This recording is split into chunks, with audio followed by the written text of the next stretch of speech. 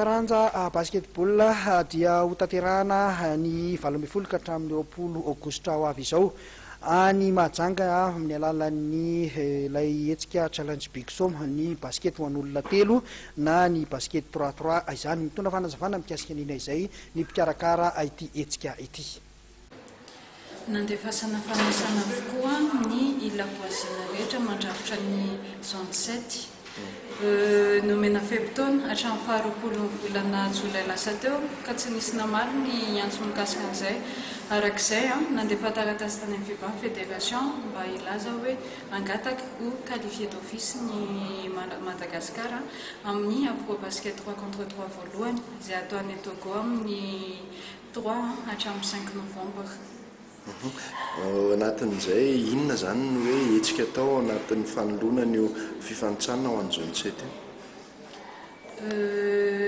Toy an'ny tamin'ny fotoana championnat national iny moa efa nanao détection ny équipe-ny direction technique nationale dia niara-niasa tamin'ny association Big Som ny fédération any manana ihany koa sady préparation ho an'ny avo basket.